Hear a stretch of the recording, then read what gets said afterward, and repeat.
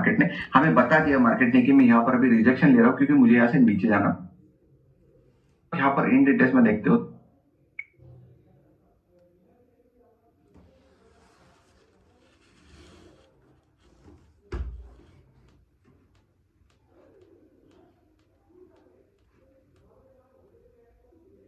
था, ये लेवल हमारे लिए सारा रेजिस्टेंस था। एग्जैक्टली वहां पर आने के बाद मार्केट में इंट्राडे में क्या बना है वो देखने की कोशिश करते हैं। अगर आप 15 मिनट के चार्ट पे चलते हो तो यहाँ पर आप देखो एग्जैक्टली आपको वही लेवल पे जाने के बाद मार्केट ने यहाँ पर बेरी सिंगल फिंग बना दी। आपको सबसे ज्यादा कंफर्मेशन मार्केट ने दे दिया कि मैं यहाँ से नीचे जाने वाला हूँ। मार्केट आपको खुद बोलेगा कि मैं क्या करने वाला हूँ। अगर आप यहाँ पर इन डिटेल्स में देखते हो तो मार्केट हमारे जो प्रॉपर लेवल पे पहुंच चुका था, वहां पर मार्केट जाते एक क्लियर हमें रिजेक्शन दिखा। मार्केट ने हमें बता दिया मार्केट ने कि मैं यहाँ पर अभी रिजेक्शन ले रहा हूँ क्योंकि मुझे यहाँ से नीचे जाना पड़ेगा। क्योंकि जिस तरीके से हम एनालिसिस कर रहे हैं मार्केट को कि जहां पर मार्केट ऊपर साइड में मार्केट आया और जहां से वापस बाउंस बैक करके गया था वही लेवल को ब्रेक करने के बाद वही रेजिस्टेंस लेने के बाद अब नीचे कर रहा है।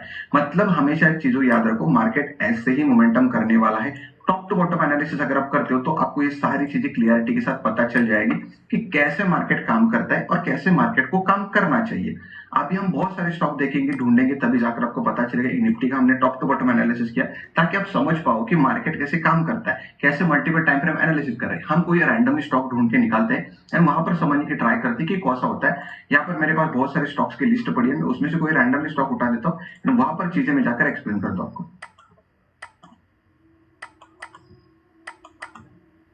यहाँ पर देखो, this is a Lupin chart. Lupin के लिए हमें सबसे पहले जब भी आप कोई स्टॉक को ढूंढोगे या फिर कोई भी एनालिसिस करने के लिए होगे तो सबसे पहले आपको बड़े टाइम फ्रेम में देखना है कि मार्केट हमें क्या कर रहा है। मार्केट हमें क्या कर रहा है बड़े टाइम फ्रेम पे। अगर बड़े टाइम फ्रेम में मार्केट पॉजिटिव है तभी जाकर वो मार्केट कंटिन्यूस उसी डायरेक्शन में चला जाएगा। इंपॉर्टेंट क्या होता है आपको समझाने वाली बात यहाँ पर, जब मंथली टाइम फ्रेम, अगर आपका मंथली टाइम फ्रेम अगर आपका निगेटिव जा रहा है, मतलब डाउन ट्रेंड में आ रहे हैं, कहीं ना कहीं डाउन ट्रेंड मोमेंटम कर रहा है, तो वीकली टाइम फ्रेम आपको देखना पड़ेगा कि वीकली टाइम फ्रेम पे देखना पड़ेगा कि मार्केट कौन से डायरेक्शन में जा रहा है। वीकली टाइम फ्रेम पे अगर आपका मार्केट वही डायरेक्शन में मोमेंटम कर रहा है, वीकली टाइम फ्रेम पे अगर मार्केट अपना उसी डायरेक्शन में ट्रेड कर रहा है, तो आपको डेली टाइम फ्रेम पे आकर वो देखना है कि डेली टाइम फ्रेम पे आकर क्या मार्केट उसी डायरेक्शन में फ्लो कर रहा है कि नहीं कर रहा है। अगर हम फिलहाल देखते हैं तो यहाँ से इसी स्टॉक में देखने की कोशिश करते हैं। मंथली टाइम फ्रेम अगर इसका देखोगे तो मंथली टाइम फ्रेम हमेशा डाउन ट्रेंड में यहाँ पर कन्वर्ट हो चुका है। मंथली टाइम फ्रेम में क्लियरली बोल रहा है कि मैं कहीं ना कहीं डाउन ट्रेंड में जा रहा हूँ। हमेशा एक बात आपको याद रखनी है कि जब भी मार्केट हर एक ट्रेडिंग में हर एक टाइम फ्रेम पे मार्केट पुल बैक लेता है। मतलब क्या होता है, मंथली टाइम फ्रेम पे मार्केट जब गिरेगा तो भी पुल बैक आएंगे, ये जो पुल बैक तो भी आएंगे। अगर आप वीकली टाइम फ्रेम में देखोगे तब भी उसमें पुल बैक्स आने वाले हैं। अगर आप डेली टाइम फ्रेम में देखोगे तभी उसमें पुल बैक्स आने वाले। यही डिफरेंस आपको समझना है। सबसे बड़ी गलती वही करते हैं ट्रेडर कि वो समझ नहीं पाते कि वो मंथली का पुल बैक है लेकिन उसमें घुस जाते हैं बाय करने के लिए। वही चीज मैं आपको एक्सप्लेन करने वाला हूँ। यहाँ पर आप देखोगे तो यहाँ पर मार्केट डाउन मोमेंटम आए, यहाँ पर एक ग्रीन कैंडल बनी है, लेकिन वही एक ग्रीन कैंडल है जो आपको डेली टाइम फ्रेम देखोगे तो आपको सपोर्ट लग रहा होगा। वो आपको सपोर्ट लग रहा होगा कि अब यहाँ से मार्केट ऊपर जाएगा, ये सपोर्ट लगेगा। वही मैं आपको डेली टाइम फ्रेम पे ओपन करके देखता हूँ, वही चीज आपको कभी भी गलत तरीके से मार्केट को नहीं देखने वाला। यहाँ पर आप देखोगे तो ये जो सारा जोन है ये आपको क्या बता रहा है कि मैं बार बार यहाँ पर हिट कर रहा हूँ। मतलब कहीं ना कहीं यहाँ पर ये जो सपोर्ट लेवल दिख रहा है, ये अगर पिछले हिस्ट्री में देखोगे तो ये वाला यहाँ तक पहुंचोगे तो आपको क्या बता रहा है, ये यहाँ पर दिखा रहा है क्या, ये लेवल इंपॉर्टेंट बन चुका है और ये भी लेवल इंपॉर्टेंट बन चुका है, तो आप मैं यहाँ पर बाय करूंगा क्योंकि अब यहाँ से ऊपर जा सकता है, दिस इज सपोर्ट। लेकिन देखो कितनी गलत तरीके से देखना होता है, इसीलिए लोग यहाँ पर फंसते हैं, इसीलिए लोग समझ नहीं पाते मार्केट को कैसे आइडेंटिफाई किया जाता है। कितना इंपॉर्टेंट है मल्टी टाइम फ्रेम को एनालिसिस करना, ये आपके अभी सामने चीजें मैंने मेंशन करके रखी है सामने। अगर आप बस यही, अगर मैंने जो जोन बना के रखा है अभी फिलहाल के लिए, वही हम चलते हैं मंथली चार्ट पे चलते हैं। मंथली चार्ट पे अगर आप देखोगे तो मंथली चार्ट पे आपको अभी क्या दिख रहा होगा, अभी अगर फिलहाल देखोगे तो ये आपको ग्रीन कैंडल दिख रही है। क्या अभी आपको ये बाय में दिख रही है? नो, नो नहीं दिख रही है अभी बाय को। क्यों नहीं बाय में दिख रही है अभी आपको? क्योंकि आपको अभी क्लियर समझ में आ चुका है कि जब मार्केट बड़े टाइम फ्रेम पे थोड़ा सा करेक्ट होने के लिए आ रहा है तो डेली टाइम फ्रेम पे आपको बताएगा कि मैं ऊपर जा रहा हूं, मैं अपसाइड में जाने वाला हूं, ये आपको कंफर्मेशन देगा। लेकिन अगर आप बड़े time frame, multi time frame analysis करते हो, जैसे कि सबसे बड़ा टाइम फ्रेम है हमारा मंथली टाइम फ्रेम, अगर आप मंथली टाइम फ्रेम पे जाकर देखोगे तो आपको क्लियर पता चल चुका है कि ये जस्ट पुल बैक था, ये मार्केट का कभी ट्रेंड चेंज हुआ ही नहीं। यहाँ से जैसे कि मंथली टाइम फ्रेम में नीचे आ रहा था, एक मोमेंटम अपसाइड में कर गया, this is just pull back, this is not a trend reversal.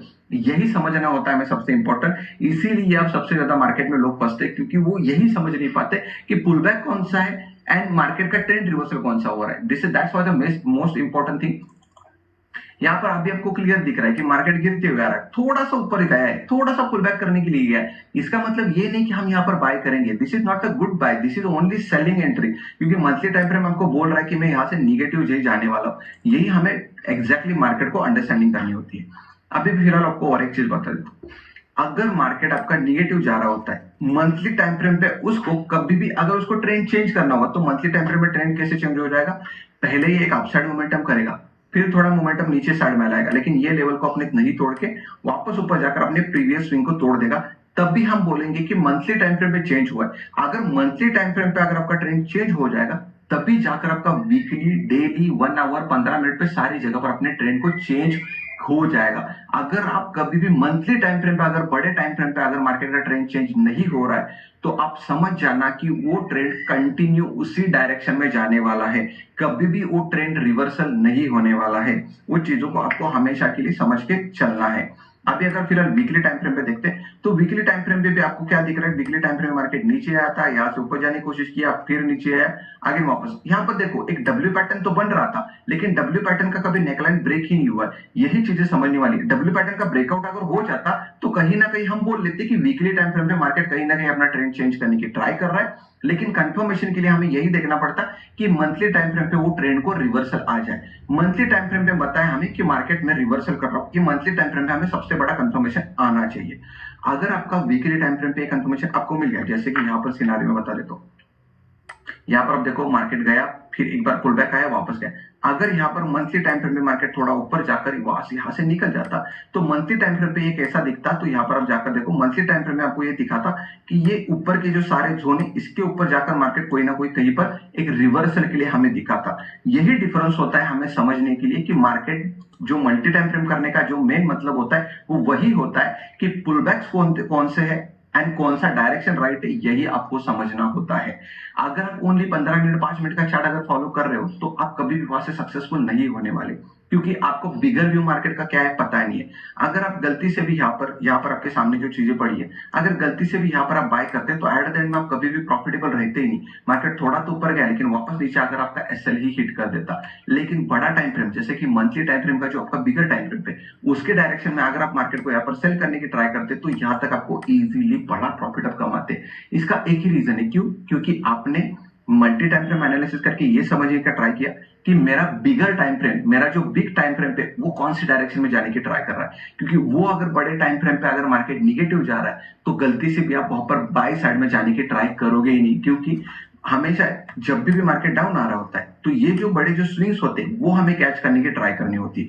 कभी भी जो यहाँ से जो छोटे पुल बैक्स आएंगे ना, इसको कभी भी आपको ट्राई नहीं करना है कैच करने का, क्योंकि स्विंग्स होते हैं वो जो हमेशा बड़े रहेंगे, एंड जो पुल बैक्स होते हैं वो छोटे छोटे रहेंगे। तो गलती से कभी भी मार्केट, आपने बहुत बार इंट्राडे में आपने ये चीजें की होगी कि मार्केट ऊपर जा रहा होता है, मार्केट आप बहुत ऊपर गया है, तो मैं यहाँ पर सेल करूंगा, मार्केट को थोड़ा नीचे आ जाएगा थोड़ा, तो इसको मैं कैच करने की कोशिश करूंगा, मार्केट जस्ट थोड़ा सा नीचे आता है, वापस ऊपर जाता है एंड आपको लॉस कर जाता है। मतलब आपने ये ट्राई